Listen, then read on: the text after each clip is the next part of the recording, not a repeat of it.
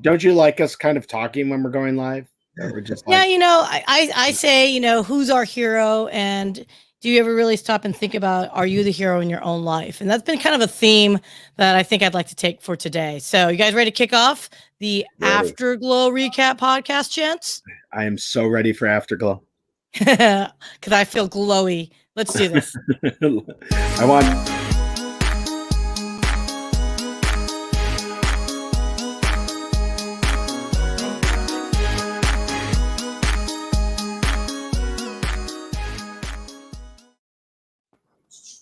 Good afternoon and good evening, everyone. This is the Afterglow Live Recap Podcast. I am Syya. Erin is out today, so I asked my fearless compatriots, Mr. Joseph Barisonzi and Jonas, to join me today because, well, you guys rock, and I've decided I think I'm just going to give the show to you two because you guys do such an excellent job with your commentary and stuff, so why the heck not? So welcome back, gents. Hey, I'm waiting for the day that you need to take a break and you ask Jonas to be the host. I think that'd be great. Oh, wait. Okay. I think that's an excellent idea. And then secondly, what are you trying to say? That you're barely replaceable, but... Oh, sure. Oh, sure. Oh, sure. Oh, sure. So, guys, what are we recapping this week? I got to tell you. Yossi. Oh, my gosh. What's his last name? I just blanked out on his last name. I'm so bad at this, you guys. You would think that I'd actually be like, prepared for something like a live stream, but Yossi, it's not Gershbein. Oh my gosh. Ghinsberg. Sorry, Yossi. Oh my God. He's going to be so disappointed in us. Okay. Yossi Ghinsberg. I'd never heard of him before. And just the idea of someone that extrapolated an incredible experience as, getting lost in the Amazon to business and life principles, in a way, I was like, oh, this will be a stretch. Let's see how Gumby he's going to be. I just have to say something real quick. One of my friends that I had invited on to the podcast was watching and chatting with me at the same time. And when he started talking, the person said, "Oh, I thought that you meant Amazon, the shopping center." Yeah. Not Amazon, the rainforest in Brazil. So getting lost in the Amazon takes on a whole new meaning. He goes, I have to readjust what my expectations for this podcast were. So I think that it's important to recognize that maybe the marketing could have been a little bit better on this. Because Amazon has become ubiquitous for another place that many of us get lost. That's very much a survival story. A slightly different survival or hero story than getting lost in the rainforest.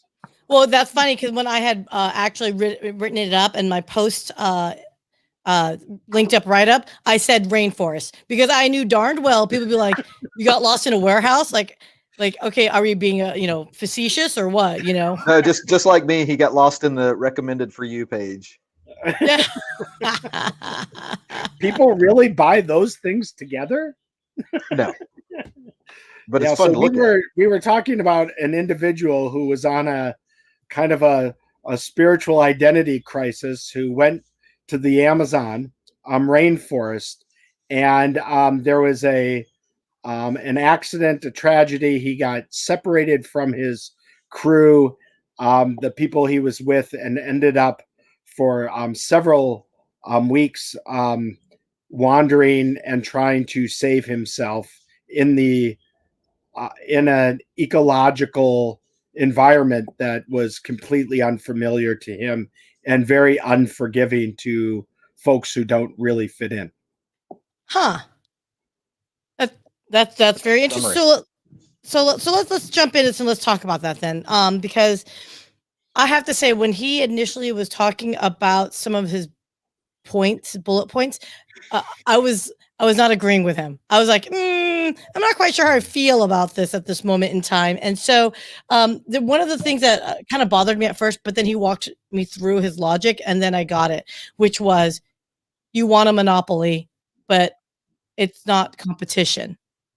And I was like, well, wait a second. Isn't that what monopoly is all about, right? Is removing all competition. But he said, no, you have to embrace it, that it's there for a reason. It's part of an ecosystem. So Jonas, what did you think about that? Because in many of your postings on LinkedIn, I see you having this thought process about changing yourself and adjusting yourself. It's a more internal dialogue versus an external facing dialogue.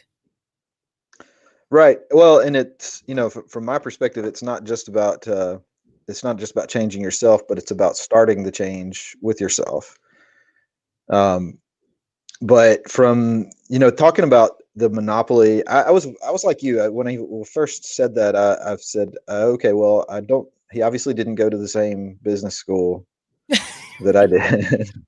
but then what he's really talking about is that whether you're in the world or whether you're in a business environment, you are in an ecosystem. And he used Google as an example, which I thought was like the perfect example, because so much of what we do, whether we like it or not, so much of what we do these days is driven by Google search or Google Maps or Google reviews.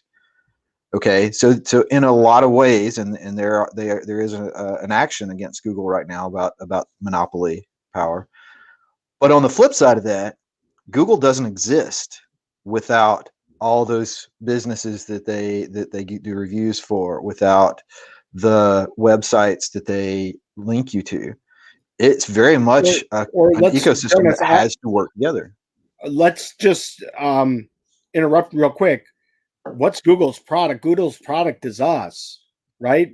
They sell advertising views. They're an advertising at the core company. So we're the product chain. We're the product for them. They don't even exist without us as the product to be able to sell to their customers. So that ecosystem is so kind of messed up from the traditional concept of, supply, output, product, customer. It's all kind of, we're both the product and the customer and the user it's just a much more dynamic, non-static ecosystem than, we were taught in B school. And what we see now that is so different, and a lot of companies are starting to embrace this, or at least to mouth the words of embracing this idea of going beyond the co-opetition, which is one of the things that I jumped on as he was describing this. But he's talking about more than that. He's talking about going into a state of not pursuing competition for competition's sake, but really feeding things back into the community, whether that's the business community or the society at large or government or nonprofit organizations, whatever that is, that there has to be some sort of reciprocal arrangement where you are giving something back to the things that if you're Google and you're sucking data off of every transaction that somebody does, you should be giving something back that is of equal value. And whether that is happening or not is arguable, but that's his premise, is that whatever it is that you're doing, whether you're making cinnamon rolls that you sell at farmers markets, Holy Roly pastries, or if you're doing ads and search, that you should be giving something of value back to the community, and not just fluffing your own coffers, your own finances and situation, which is very easy to do. I mean, that's certainly what we were taught for the longest time. Is that he mentioned Malthus, and the Malthusian ethos is this zero-sum game that I have to take from you, and there's not enough for both of us to have. Right. And it's something that I often say in the podcast industry, right? All ships rise with the tide. I've actually had people come up to me asking me, why do you promote your competitors? right? You have a podcast studio. Why do you promote other people that've got studios in the area? And for me, it's this: the industry that we're in, it's still budding, it's still growing. There's still an exponential amount of business to be had. Am I going to get every single person in the DFW area? Absolutely not, or internationally for that matter, right? But if we can rise the industry together in a way where it's going to get the level of respect, the dollar investments, etc., it's a win for everyone. And I just believe in karma. If you're doing well and do good to others, it will come back to you. And if you have the reputation of being cutthroat, that you're going to succeed at all costs, let's not deny it, you guys. That is a personality type that has been successful in business, right? That they'll just take everyone down and, screw everybody else, right? But call me more altruistic. I think you'll be much more happier as a human, happier in your relationships, happier in your business life, just to be a good person and understand that you can exist in your niche. As he says, if you're going to do a monopoly, monopolize in a niche, and everyone has their own niche that they could be a monopoly in. And I loved that analogy he used. Yeah, well, in talking about podcasting, but not just podcasting, but a lot of the technology industry where things are innovation driven, they funnel into niches and so on. That, like, I also have a podcast or two. It never even occurred to me to think of another podcast as competition, because that's potentially somebody who may promote my podcast. That may be somebody who comes in and is a guest on my podcast. And the same with so much of the industry. I mean, I have people that are doing similar things, but I don't even really think of them as competition. I mean, to a certain, like, he used the example of the Olympics and a race and things like that. And yet, I mean, there's competition, but I don't want to see anybody, DNF is what we would call it in the race. I don't want to see anybody not finish. Right. Yeah. I want to see everybody cross the finish line. And if they finish ahead of me or behind me, I mean, that's great. Yeah. So it's very easy for us to see that in the tech world, where a Silicon Valley emerges and all the companies are working and collaborating together. And we forget that it's very common in lots of industries, right? And in lots of sectors. Let's just think the last time you went antique shopping. My bet is that there were 5 or 6 antique stores in the same geographic location. Were they competing with each other? At one level they were, but they were also cooperating to create the hub, because they know that customers want to visit each, shop at each before they pick, and that their overall customer base goes up if they're able to lift that tide, create that cluster, create that energy. You think about the bugs on the tree that Yossi talked about in the Amazon that need each other in order to survive. There's other industries where you can't have too many, right? If you have, I think about kind of the old community economic development models that I worked in. If I have one successful grocery store, that doesn't mean that there's enough of a population to support 2 successful grocery stores. And if I have 2 grocery stores move in across the street from each other, I may in fact end up with 0 grocery stores serving the community. So in that case, I do want a monopoly of a geographic niche within a broader market of competition, right? So there might be the general grocery store, and then the Mexican mercado, and the Asian Asian store where I can really get the right rice noodles or sashimi grade fish or whatever it may be. So they then are in a competitive landscape for the food dollar, but they own the niche of the general in their geography or the subject matter of theirs. And I think it's really important for us. We've used the word differentiate. How do you differentiate yourself into a competitive advantage? But to also think about that as, how do I own and be the best wasp connected to the best figs, that I can fertilize those figs, and those figs can't go anywhere else except to me, for those blossoms and that fruit, which are uniquely eaten by that monkey, which only survives in this area. That's kind of what I think Yossi was getting at in that whole, let's look at it as an ecosystem and the different pieces and parts, and what's your unique role, and how does that tie to your unique spiritual calling.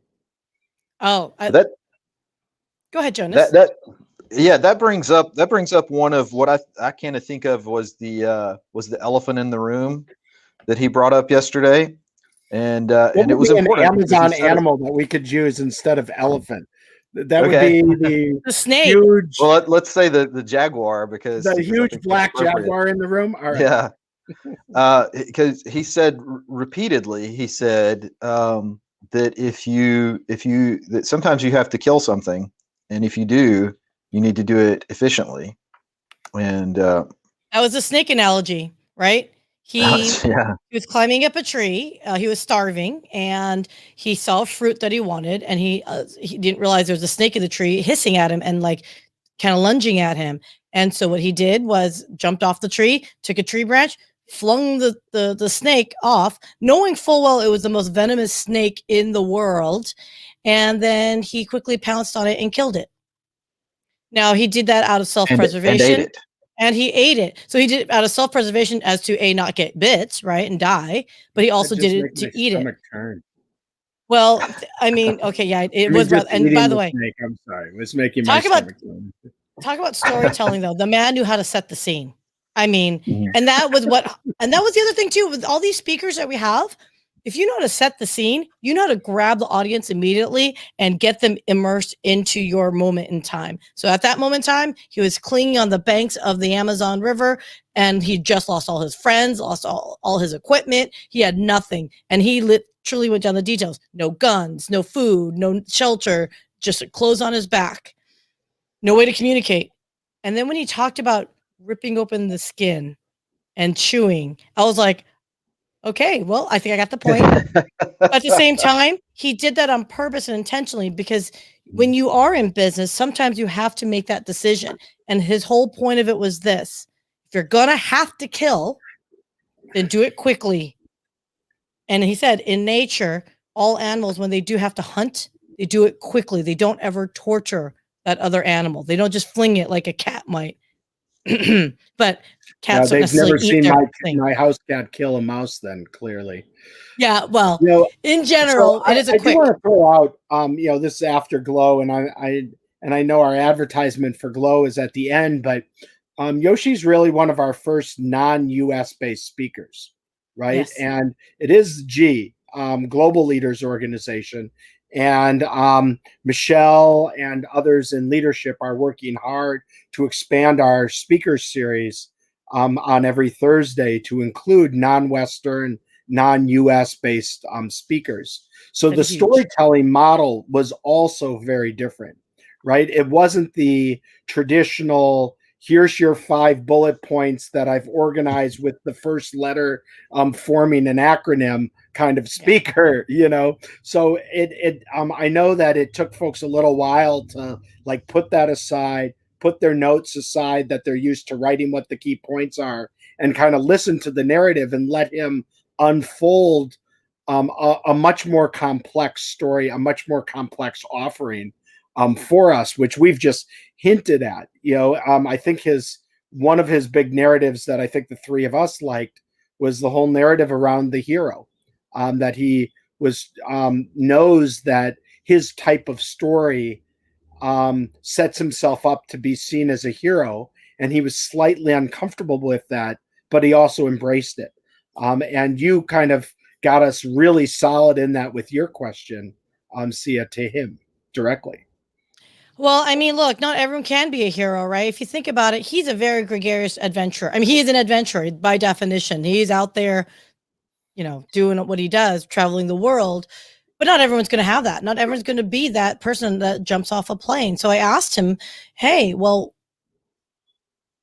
for those that are not adventure types like you are, is this something where, you know, a more practical experience, or how do you suggest those that are, you know, less risk averse to embrace your story and your experience? And he made it very clear to me. He actually told me a story which I thought was kind of a downer. I didn't mean to bring it down, but he shared a story of there was an adventurer that hiked all the 7 mountain tops of the world, and you know, people think that's a hero. He's brave, blah blah blah. Well, apparently he had a son that was crying in the middle of the night, and whatever happened, he shook his son, and son passed away. And he told me, just because that guy climbed 7 mountains doesn't mean that he's a hero. The hero to me is a father that wakes up every day at 2:33 in the morning, exhausted after working all day long, and embraces their child and takes care of them and serves their needs and does the everyday mundane tasks and keeps on keeping on. And he got emotional because he said his brother was his hero. Yeah. Because his brother did the everyday tasks to raise his family, wasn't the inventor like him. But that to me is where you hear speakers like Yossi, and you realize, yeah, he might have had an extraordinary experience, but we too have extraordinary experiences. It's just not something that you necessarily, you know, people want to write about, but it happens every day. You know, we like those stories where somebody jumps out of a tree eating a snake because that's exciting and it sounds really cool. But what for somebody else to do. Yeah. I mean, you know, I've had a couple of adventures over the years, and my experience of adventure is it's much cooler in hindsight than it is when it's happening. True. Adventures suck while it's going on. Right. I mean, so you know that as you know, that should not, you know, adventure as a goal is probably not ideal. And it's certainly, you know, and I think he made a very good point that that's not where the heroism comes from. It's not from just hanging on and surviving. The heroism comes from, you know, okay, so yeah, so you survived, now what? Or, you know, so you put in your hard day at work at your startup, now what? Because you did that for you. You didn't do that because you know, you had, you know, some commitment to somebody else. When you come home and you take the time, even though you're tired and worn out, to spend some time with your family, or to work as a volunteer at some place, even just picking up trash, or you know, handing out meals. I know some people who do Meals on Wheels, is a thankless job, and it is certainly no adventure usually. But that's heroic. I mean, that's where the heroes are. Is the people who are giving something back that they don't have to. Beyond the, you know, the example we used earlier of you know, a business that has to provide the value that people are paying, you know, they're taking in exchange. But when you give something back that's above and beyond, you know, the bare minimum, and you know, none of us are perfect, but you know, we can all make that choice to put some extra out there. Yeah. So he said this over and over again, and I wanted to ask him it, but we simply just ran out of time. So many people had great questions for him, but he said, go deeper into your purpose. What is your purpose in life? It is not to make money. It is not to make ends meet, right? And that is something that we as entrepreneurs at times get so bogged down into our job. Even when I was in corporate, right? I just identified as a tech salesperson. I thought that was the end all be all. Why would anyone choose any other career? Once I got out of it, I realized, holy smokes, there's a much better, bigger, greater life out there. Not to imply that the tech corporate sales life wasn't great, but there's so much more, right? You get so bogged down that you lose your identity to some degree. And he said, you need to stop the stress and worrying, because it serves you no purpose. It's what do you say? Learn to give your nervous system something else instead of your mind. And by doing that is having a purpose to help swizzle your mind away from giving your what is it? limbic system, neurological system, hormonal systems, everything in your body, to not let your mind talk to it. Let it run its course, if you will, naturally. Yeah. I don't want to lose the previous chain real quickly before we jump to that, which was he really identified hero as stepping up. He said, of course you're going to be the hero in my story, right? Because you'll do what you have to do to survive, right? Yeah. So everybody can be that. And I don't know if you noticed the familiarity he had with Michelle's husband and good friend of GLO, Vince Pacenti. But Vince has also taken these trips of business folks on hiking trips to the peaks of in Nepal, of the Himalayan mountains, to give folks an opportunity to rise and be that hero.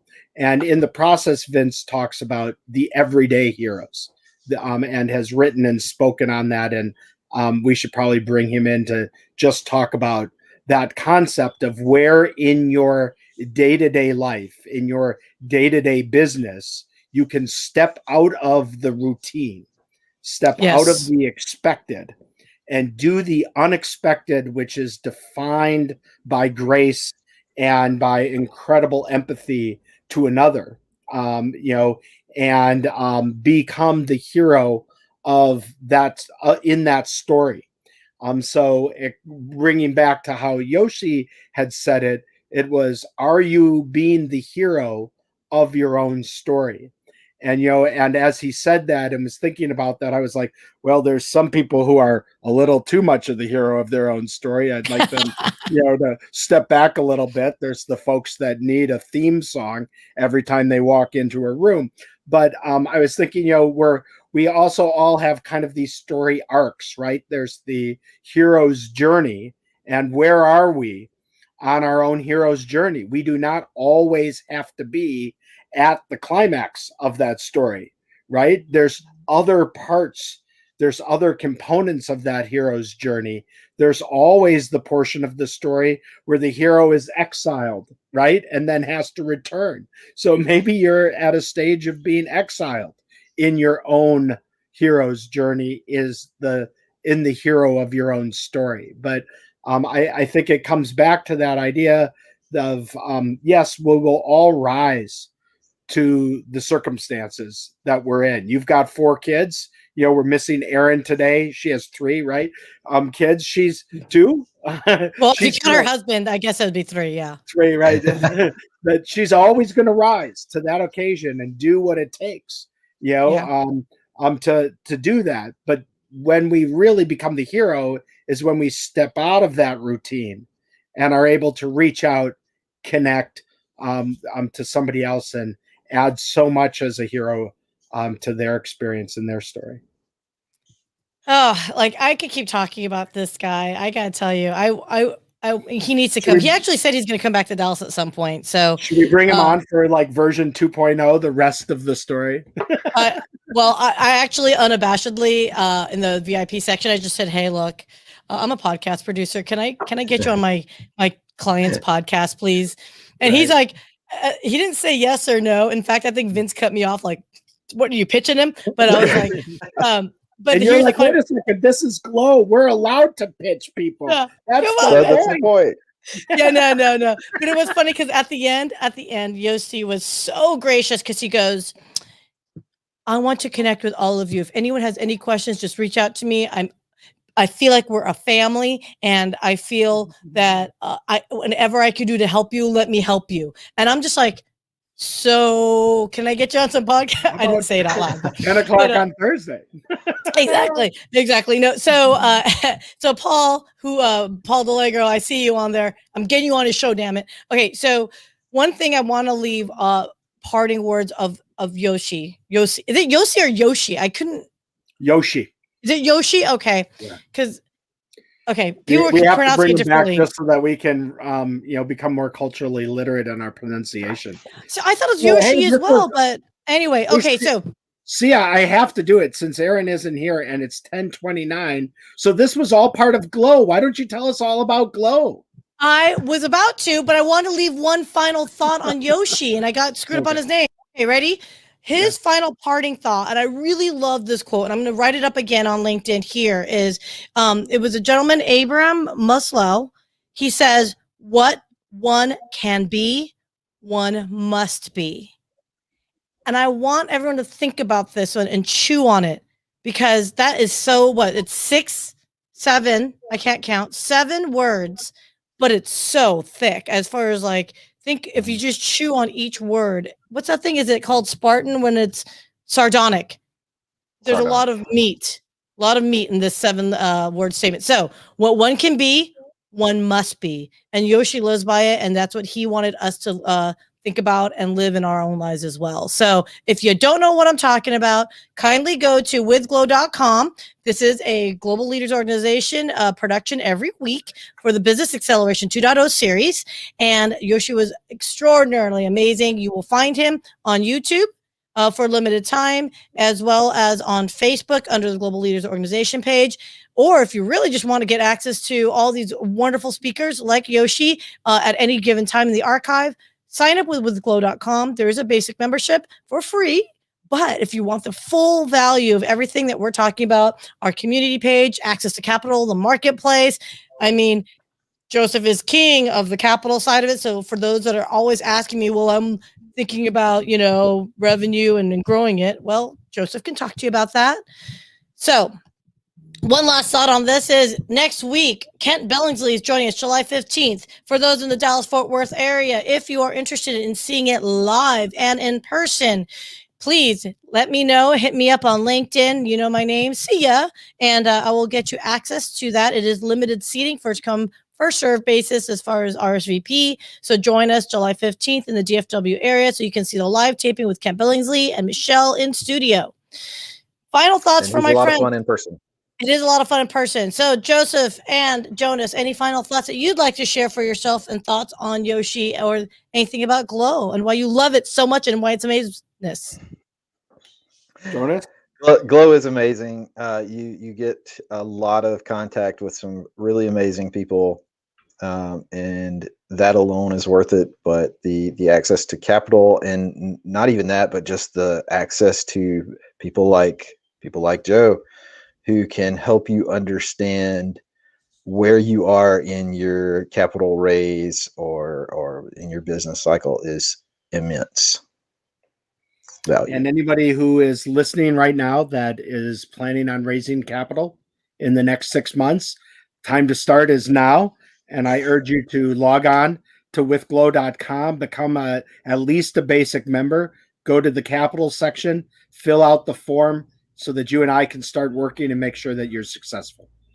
I mean, come on, people. You've got the introductions right there. I know there's a few of you that I've been talking to that I've introduced Joseph to already. So withglo.com, I'm Syya, the Dallas co-chair, and Joseph Barisonzi. He is all things CEO of Apicista, but he's also the VP of all things of amazingness at GLO, and Jonas Bull, who is a premier global member here in Dallas, and apparently, because he's an ultra marathoner, maybe he's running past your house like 1,000 miles away. So wave hi to him when you see him on the road. Guys, I think that wraps it up for another wonderful, fun episode of the Afterglow Live Recap. You guys are awesome. Let us see ya next week.